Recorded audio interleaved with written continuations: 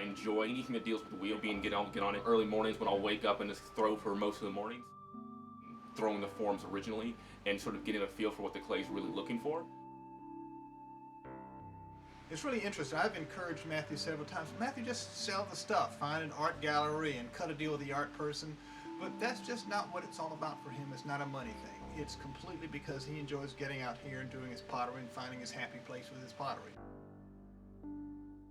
We're trying to help him by doing things like we'll bring a big box of pottery home with us, and then all of our friends will be getting pottery for Christmas. Or that we'll use it for decorating the house or what have you. So we love to look at his pottery and enjoy it, and we have it in our everyday crockery includes Matthew's stuff.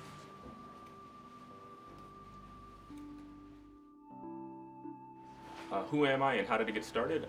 My name is Matthew Jellins. I'm a computer engineer working for Google. I got started way back as a young kid. I actually took some classes with my family. I took some more classes in high school and then in college. And then after I graduated, I had a lot of free time on my hands and I found that I needed a new hobby. And so I took local classes and kept doing it for the past 5 years.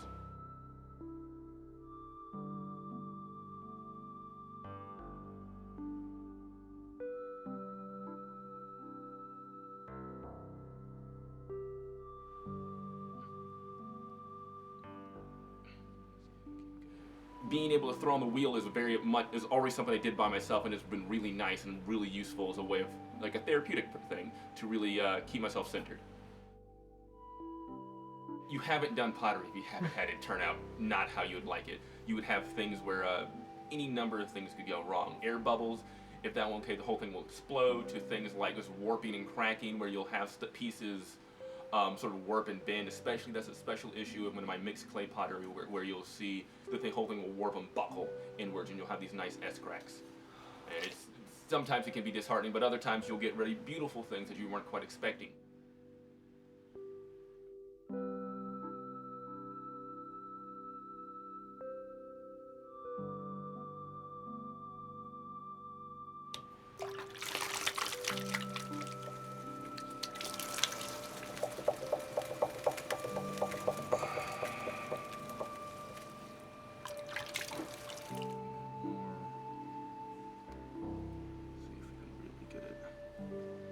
Do I have a specific technique? Yeah, actually, but it's mixing clay together, so a white or very light-bodied clay and a darker brown clay.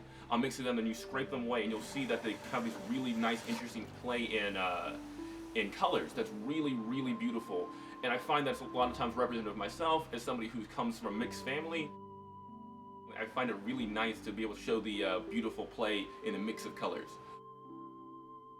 What I would do is I would take generally some sort of porcelain or some other kind of things with some other clay, like Black Mountain was one I tend to use. And what you do is you sort of mix them together very lightly, and then you throw them on the wheel quickly, and then you scrape this outside of a way, and you'll get this other very beautiful display here.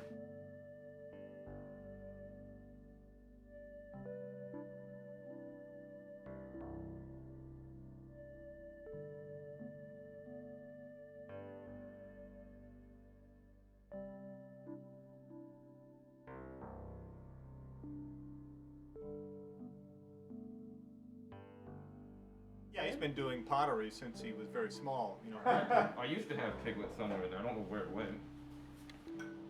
Some of the classes that they enjoyed the most were computer game design and pottery.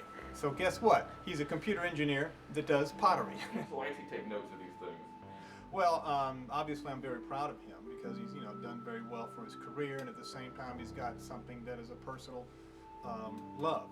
This one, I've only ever made one of these, and there's pain in the ass actually. This is a double-walled vase, and this is opalescent green with, I believe, sapphire blue on it. I knew how they would look. They would have a nice sort of light effect to it. So you see these both walls, and you can see like you can poke inside, and it does still hold water though, which is really cool, since I don't make too many of these. I see this with a different place. I mean, I've watched some TV shows about this too, just to sort of get ideas, and like it gives you sort of an idea of what works, what's out there that you can do.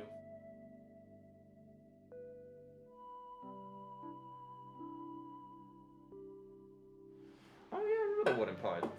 These were a pain in the ass to make. But I got to keep the original one because this is the first one I ever made of that line. So the texture came of gorgeous. That was Norwegian wood obviously glaze that they had there, and that one came off gorgeously. So I was super excited with how that one turned out. Have I ever thought about shifting to a full-time position? Part of me has. I am hesitant because a lot of it, for instance, is I enjoy making just to make it. And the second I have to start making something for a specific purpose or for what will sell, I find it harder to really get out the creative juices. If I don't see a dime from it, I'm okay because I just want to get rid of the pots more than anything else. But it turns out the whole place is sold out. So that's super exciting that they're flying off the shelves apparently.